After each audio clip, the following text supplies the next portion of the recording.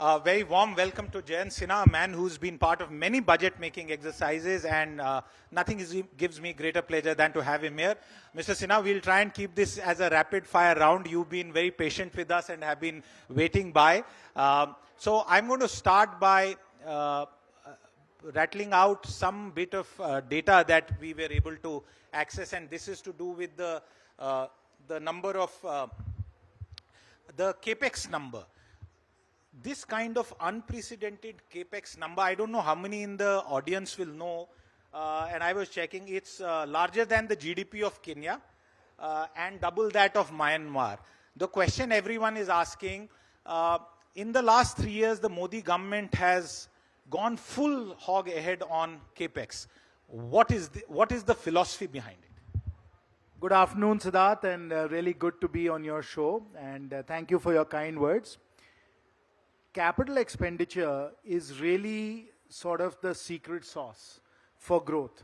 Because what happens is that when you're investing in infrastructure like in railways, in airports, in highways, in other aspects like metro lines, all of these not only result in growth right away, because what happens is you obviously employ people when you're building a railway line, you buy cement, you buy steel, you get a construction company to do that. So you definitely stimulate growth even as you're building a railway line or you're building a national highway. But what happens is then you're putting an asset in the ground that's going to make you more productive and more efficient for the next 30, 40, 50 years. And that's where the huge multiplier effect of capital expenditure comes in, and people have estimated that the multiplier effect of infrastructure totally is 2.5x, which means a rupee spent on a road will give you a return of 2.5 times the money that you put in, and that naturally results in growth in that year in which you're constructing, but it also helps you create growth in future years and growth that ripples through the economy. So it really is the secret sauce. It really drives growth. Certain aspects of infrastructure are even better. So for example, having been associated with the aviation system, people have found that if you invest in airports, airports have an economic multiplier of 6x.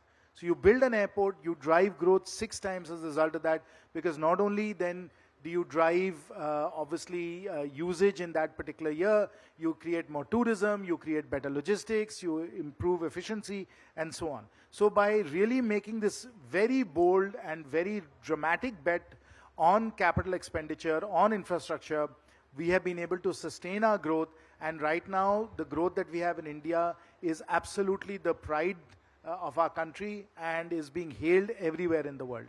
That's a very good point, and if we were to add on what the states are going to spend, the loan that are provided to the states, State Bank of India, Soumyakanti Ghosh was earlier on the panel, Mr. Sinha, and he told us that if you added up everything, including PSU spending, you actually have 19 lakh crore plus. Now that is a massive number.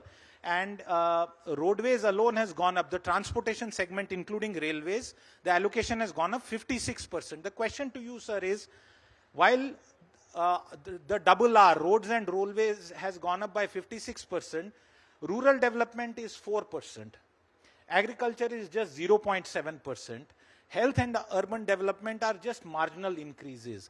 The question a lot of people are asking, you are putting money in roads and railways, why are you not putting money in health or agriculture for our 400 million farming dependent people? Yes, Siddharth, that actually is a very poor analysis, and let me correct the numbers that you have. Sure. First of all, when it comes to the rural economy, rural infrastructure is being built up very, very quickly. Pradhan Mantri Gram Sadak Yojana, which I can tell you about from my own constituency in Hazaribagh, is being rapidly accelerated, and we are spending a lot of money on Pradhan Mantri Gram Sadak Yojana. A lot of the highways are going through the rural sector. There's tremendous money being spent on Pradhan Mantri Awas Yojana, that's gone up 33% to 80,000 crores. Jal Jeevan Mission has also got a 30% increase. That also is largely happening in rural areas as well, because that's where we don't have clean drinking water. That's going into rural areas as well. So we are doing a lot for the agricultural economy. Rural infrastructure is being built up very strongly. And remember that there was an announcement of 1 lakh crores for agriculture infrastructure fund a couple of budgets ago. You may remember that. That money is being spent right now, and that is absolutely being used to make cold storage facilities in rural areas. It's being used to improve irrigation schemes. All of these are getting the benefit of tremendous infrastructure spending as well. And when it comes to health and when it comes to education, people are saying that we are not putting enough money there. That also is not correct, because the reality is that there it is largely the states which collectively account for more money spent than the central government. The states are spending massively on education and health, which constitutionally is their subject as well.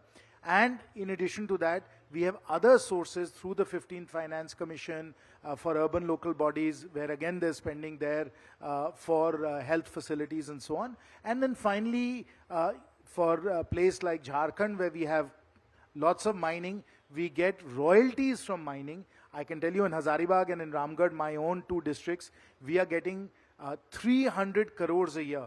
300 crores a year from mining royalties, and these are being used largely for upgrading our Anganwadi Kendras, for upgrading our schools, and really improving our health facilities. So if you look at the sum total of government spending through all the different sources, you'll find that not only are we spending massively on infrastructure, which is roads and railways, as you mentioned, but also on health facilities, on educational facilities, and so on. So across the board in the economy, our infrastructure, our facilities, our basic services are being strengthened and improved dramatically.